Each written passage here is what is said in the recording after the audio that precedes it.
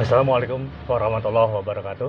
Sahabat, ketemu lagi dengan saya di boleh dibilang sesi reaction. Pada kali ini kita akan membahas atau berbagi cerita tentang lagu Joko Tingkir Ngombe Dawet Ngombe Dawet. Sisi mana yang menjadi kontroversi atau dipermasalahkan? Ikuti video berikutnya.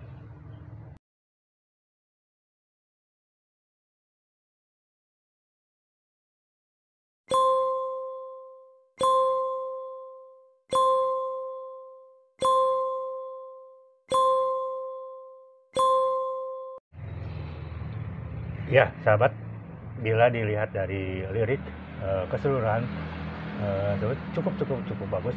Oh ya, sebelum dilanjut, ketika video ini dibuat, ini permasalahannya sudah clear. Si pencipta sudah melakukan permohonan maaf dan pengubahan lirik. Bisa dilihat di channel beliau dan beberapa channel yang membuat permohonan maaf dari pencipta lirik Joko Tingkir Ngombe Dawet. Joko Tingkir Ngombe Dawet sempat heboh, sempat dipermasalahkan, sempat diprotes, terutama oleh kalangan ulama Jawa, ulama Nahdien terutama, dan seniman juga banyak yang memprotes lirik dari Joko Tingkir Ngombe Dawet. Ya, sebagaimana diceritakan tadi, sebenarnya secara keseluruhan cukup bagus, artinya apapun permasalahan jangan kita happy aja. Tapi di sini yang dipermasalahkan adalah penggunaan kata Joko Tingkir. Mengapa dipermasalahkan? Mengapa jadi kontroversi? Ya, karena bagi masyarakat Jawa khususnya, Joko Tingkir adalah sosok yang mulia, sosok terutama beliau adalah seorang raja Islam di Kerajaan Pajang. Sekilas kita akan bahas, walaupun sudah banyak juga yang ngebahas, tidak ada salahnya kita bahas sedikit. Joko Tingkir adalah salah seorang raja atau pendiri Kerajaan Pajang. Beliau dilahirkan di Pengging tahun 1549. Masa kecil beliau dipanggil Mas Krebet. Kenapa dipanggil Mas Krebet atau disebut Mas Krebet? Ada cerita lain mengatakan ketika beliau lahir, ayahnya Ki Ageng Pengging sedang menggelar wayang beber yang dalamnya adalah Ki Ageng Tingkir. Waktu Joko Tingkir lahir, angin cukup besar karena wayang beber emang basicnya adalah kain. Si kain wayang itu terkena angin sehingga berbunyi berbet, makanya bayi lahir dinamai Krebet, kan dari bunyi beber wayang yang dipentaskan saat itu terkena angin berbunyi. Pada usia 10 tahun, Ki Ageng Pengging, ayah Mas Krebet, dijatuhi hukuman mati oleh Kerajaan Demak karena dianggap memberontak, dan yang melakukan hukuman mati adalah Sunan Kudus.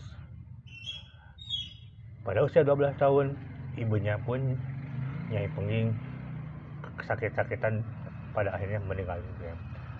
Dan Mas Krebet pada akhirnya diambil anak oleh Nyai Ageng Pengkir karena Ki Ageng Pengkir sendiri sudah meninggal. Maka dari saat itu Ki Ageng Tingkir, karena Ki Ageng Tingkir sendiri sudah meninggal. Maka dari saat itu sampai remaja, Mas Krebet dipanggil jadi Jaka Tingkir. Masa usia muda Jaka Tingkir dengan muda yang tampan, gagah, dan senang belajar ilmu agama, belajar pengetahuan, belajar ilmu pengetahuan. Dan guru pertama dari Ki Ageng atau Jaka Tingkir adalah Sunan Kalijaga. Makanya ada beberapa versi yang mengatakan bahwa selain sebagai seorang raja, Joko Tingkir adalah seorang ulama. walau alam. Tapi memang yang lebih menunjukkan yang lebih timur adalah sebagai seorang raja. Ketika beranjak dewasa, terlepas dari masa lalu ayahnya dihukum oleh kerajaan Demak, Joko Tingkir mengabdikan diri ke kerajaan Demak yang pada saat itu dipimpin oleh Sultan Trenggana. Sampai karena kesaktiannya, karena ada banyak cerita tentang penaklukan buaya, penaklukan banteng ngamuk di lapangan Demak, sehingga dipercaya sebagai prajurit Demak dan menjadi adipati Demak, sang adipati prajurit, bahkan diserahi daerah Pajang dan dinikahkan dengan salah seorang putri Sultan Trenggana. Kemudian bagaimana sampai beliau menjadi seorang raja menikah dengan Pajang. Nah, pada masa-masa itu terjadi kekisruhan di kerajaan Demak sampai Sultan Trenggana turun karena diserang oleh Arya Penangsang. Sebagai seorang menantu, beliau dituntut oleh istrinya untuk membalaskan dendam. Tapi di sisi lain adalah Arya Penangsang adalah sahabatnya, satu perguruan dengan beliau. Maka beliau membuat sayembara, siapa yang bisa mengalahkan Arya Penangsang akan diberikan beberapa daerah merdeka. Maka dibantu oleh sahabat-sahabatnya, diantaranya Ki Ageng Panahan, Arya Penangsang bisa dikalahkan. Ketika Arya Penangsang bisa dikalahkan, maka otomatis Joko Tingkir naik tahta menjadi sultan atau raja. Pusat kerajaan dari Demak dipindahkan ke Pajang dengan gelar Sultan Adiwijaya. Maka sejak saat itu Joko Tingkir menjadi raja. Masa kekuasaan Jaka Tingkir di Pajang adalah dari tahun 1568 sampai 1545. Itu masa. Dan masa-masa ini boleh dikatakan jembatan dari Demak ke Kerajaan Mataram. Kerajaan Pajang adalah jembatan dari Kerajaan Demak ke Kerajaan Mataram Islam. Ada satu kisah menarik juga. Bagi orang yang membantu mengalahkan Arya Penangsang akan diberikan hadiah tanda pernikahan. Salah satunya Ki Ageng Panahan. Ada teman-teman yang lain, daerah jajahan atau daerah merdekanya itu diberikan, hanya Ki Ageng Panahan yang sempat ditahan oleh Joko Tingkir untuk tidak segera diberikan tanah pernikahan itu. Karena katanya beliau sudah mendengar bahwa akan muncul kerajaan Mataram yang lebih besar, yang lebih hebat daripada Demak, daripada Pajang. Itu membuat beliau jadi ketakutan. Nah, untuk menangani masalah ini, Turunan Sunan Kalijaga, beliau mengatakan kepada Jaka Tingkir atau Sultan Adiwijaya, sebagai seorang laki harus menunaikan janjinya, maka berikan tanah atau wilayah yang sudah dijanjikan kepada Ki Ageng Panahan. Yang pada saat Ki Ageng Panahan juga tidak berani menagih karena Joko Tingkir adalah saudara seperguruannya juga.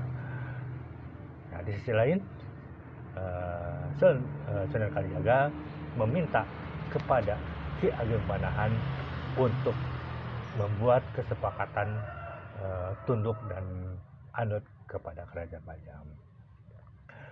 Nah, ketika Joko Tingkir meninggal, setelah terjadi pertempuran dengan Sutawijaya yang notabene adalah putra dari Ki Ageng Panahan, karena setelah Ki Ageng Panahan meninggal dituntut oleh Sutawijaya mengalahkan merdeka dan memerdekakan diri, maka terjadilah beberapa kekisruhan. Joko Tingkir sendiri tidak meninggal dalam pertempuran. Beliau mengatakan pertempuran ini adalah takdir dan tidak ada yang patut disalahkan. Kalaupun ini kekuasaan harus berpindah, yang berpindah. Dan pada akhirnya memang setelah beberapa generasi kerajaan Pajang berpihak ke Mataram, Brawijaya naik tahta jadi kerajaan Mataram. Dan Joko Tingkir dimakamkan di Desa Butuh, Sragen, di desa kelahiran ibunya. Hal yang menarik lainnya, menyimak salah satu tausiah Ustadz Adi Hidayat mengatakan bahwa antara atau Joko Tingkir adalah karuhun atau sesepuh dari Mbah Hasyim pendiri NU dan Kiai Haji Ahmad. Jadi antara Kiai Ahmad Dahlan dengan Kiai Ahmad Dahlan sebagai pendiri Muhammadiyah dengan Mbah Hasyim pendiri Nahdlatul Ulama, mereka sepupuan sana satu keturunan dari Jaka Tingkir. Wallahu alam. Terima kasih telah menonton video ini. Sampai ketemu di video berikutnya. Semoga bermanfaat. Saya Abi Syihab. Wassalamualaikum warahmatullahi wabarakatuh.